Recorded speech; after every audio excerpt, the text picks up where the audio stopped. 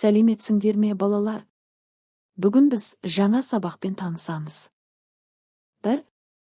Экожүйе ұғымы нені анықтайды? Экожүйе тірі ағзалар, өсімдіктер, жануарлар, микроағзалар мен олардың қоршаған ортасының ауа, су, топырақ өзара байланысын және бір тұтас жүйе ретінде әрекет етуін анықтайды.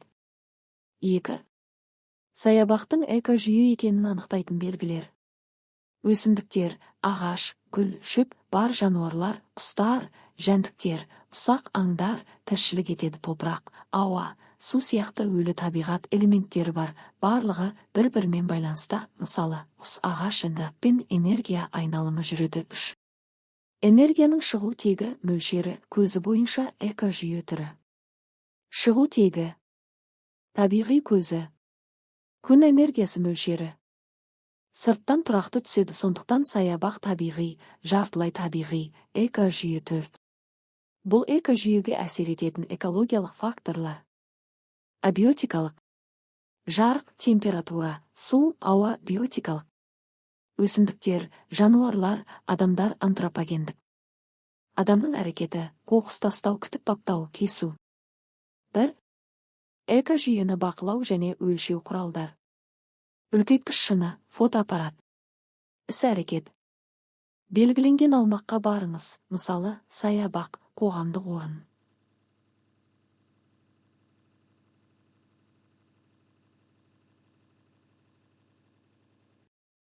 Сол аумақтағы өсімдіктер мен жануарларды фотоаппаратпен суретке түсіріңіз. Өсімдіктер мен жануарлардың түрлерін анықтап, олардың санын есептеңіз.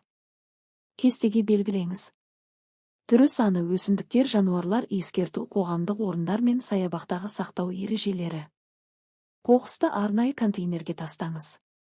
Өсімдіктерді зақымдамаңыз. Жануарларға қорқыныш жасамаңыз. 2.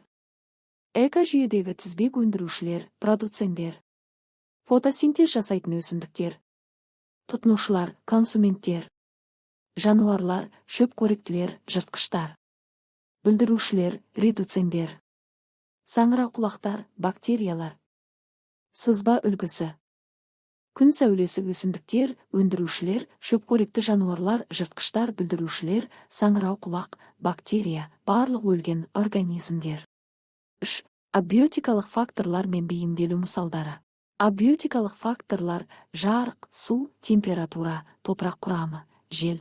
Мысалдар: өсімдік, құрғақшылыққа төзімді шөптер, сабақты су жинайды. Жануар, қыста жүнін қалыңдататын қоян немесе бұғы. Су тапшылығына бейімделген өсімдіктер, кактус. 4. Қорытынды. Жергілікті аумақ үшін экологиялық жүйенің мәні. Табиғи түрлердің саны мен әртүрлілігін сақтау. Жергілікті климатқа бейімделген өсімдіктер мен жануарларды қорғау. Қоқысты азайту және табиғатты қалпына келтіру. Осымен балалар, сабағымыз аяқталды. Келесі сабақты көру үшін менің каналыма тіркеліп, лайк басып пікір жазуды ұмытпа.